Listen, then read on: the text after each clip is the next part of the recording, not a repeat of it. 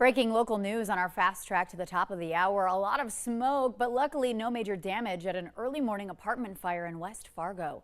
Fire alarms went off just after 1 a.m. It was at an apartment complex in the 800 block of 36th Avenue East and sent most residents outside while firefighters gave a check of the building. Fire crews say someone on the second floor left their cooking unattended. That caused a small fire, and then heavy smoke filled the hallways.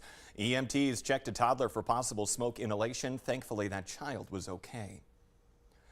People from the FM Metro are gathering later today to honor slain Fargo police officer Jake Wallin, who died in the line of duty on July 14th. The Valley Today's Nishay Taylor joining us live this morning from outside Scheels Arena. That's where the celebration will begin later on in a few hours for Jake Wallin. Good morning, Nishay.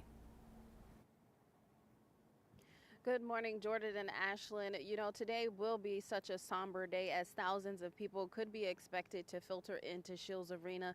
They will be greeted by this FPD squad car sitting right in front of the main entrance doors in honor of fallen officer Jake Wallin. Now, his celebration of life will begin today at 1 p.m. A motorcade of law enforcement will depart from the Fargo Police Headquarters starting at 11:45 a.m. and will follow an escort route to Scheels Arena. Now, doors will be open to the public starting at 11 a.m. If you are a member of the public, please enter through the main entrance, which is right here on the south side of the arena. Security will also be tight. No backpacks, purses, or bags will be allowed inside the arena, including those that are clear. Parking is limited, so it is also recommended to carpool to the celebration of life.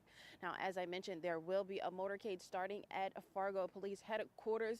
Now, law enforcement, first responders, and community members are encouraged to stop by for the send-off, but they are asked not to join in on the existing motorcade in fear of, any safety concerns, as well as they would like to minimize the idea of having a long escort going down the highway. Now, reporting live in Fargo, Nishay Taylor, Valley News Live.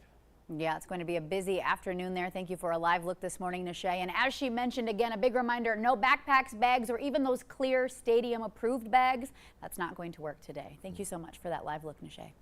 We are hearing about some damage from the high winds that happened when those storms moved through overnight and early this morning. Plus today, some high heat. Meteorologist Lisa Green tracking it all in our first alert forecast. Good morning, Lisa. Good morning. Yes, those storms just the start of what's going to be a very busy first alert weather day for us. We had the storms this morning. Now we are talking about heat building in that will affect everybody. And then even later tonight, more storms possible.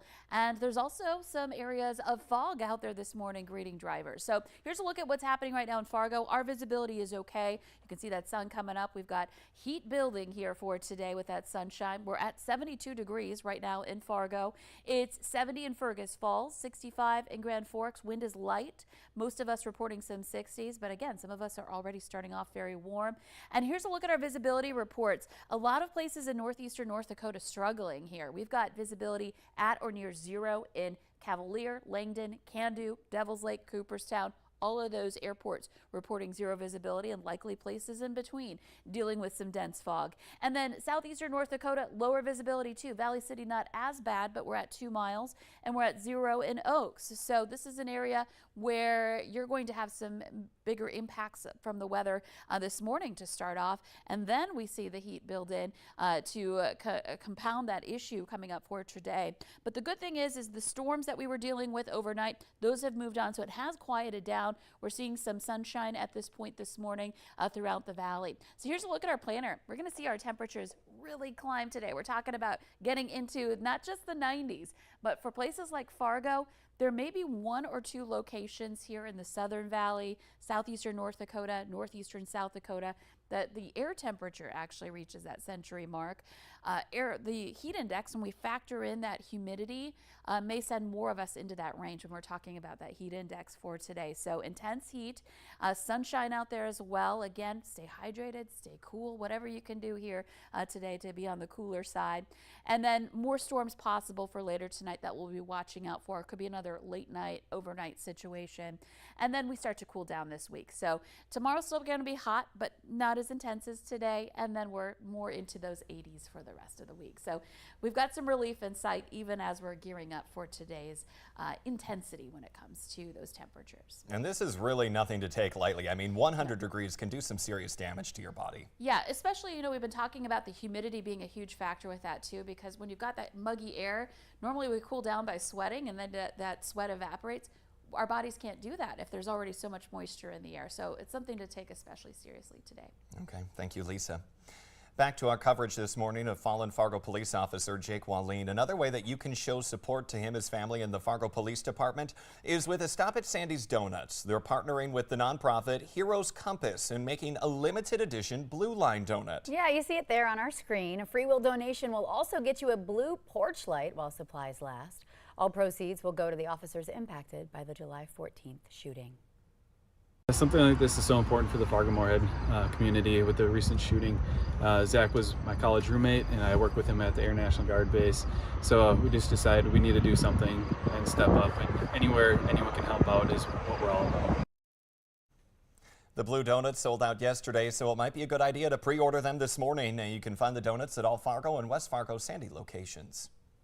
One Fargo woman has died after a golf cart crash more than a week ago. The North Dakota Highway Patrol says Ashley Tangdahl died July 19th, 4 days after the crash. 43-year-old Erin Brousseau is facing charges of criminal vehicular injury. Police say that Brousseau was driving the cart in Mapleton and was making a turn when Tangdahl was thrown from that vehicle. Public safety officials in Minnesota are trying to spread the word to keep the roads, waterways, and trails safe for everyone once marijuana becomes legal in the state next week. What isn't changing, though, is that it is still illegal to operate a vehicle, a boat, an ATV, or a snowmobile while impaired. First, it's important to remember that while in a vehicle, it's illegal for drivers or passengers to use marijuana or any cannabis products or to have open cannabis packaging.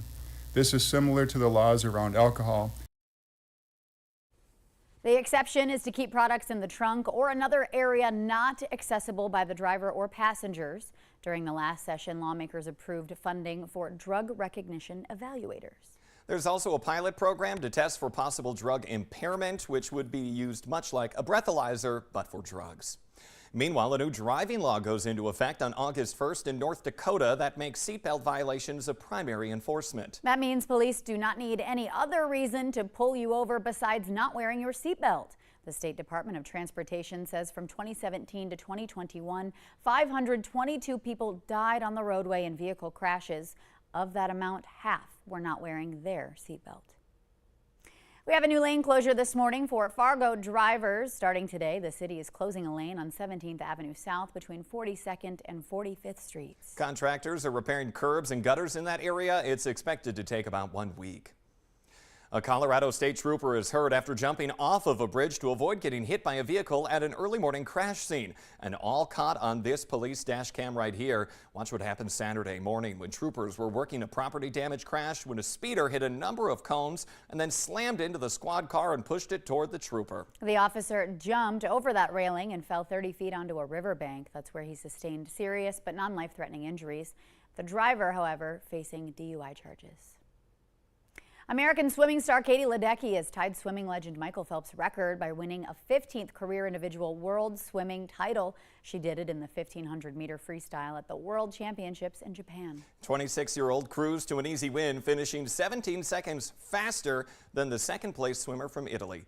Ledecky says she feels like she's getting better every time she swims, making her a gold medal favorite for next year's Olympics. A reminder, catch those on KVOY next summer. The Today Show and CBS Mornings are just about to start, but the Valley Today rolls on. More live up-to-the-minute news and weather coming up right here next on the Fargo CW. And a reminder about our coverage today of the service for fallen officer Jake Wallin.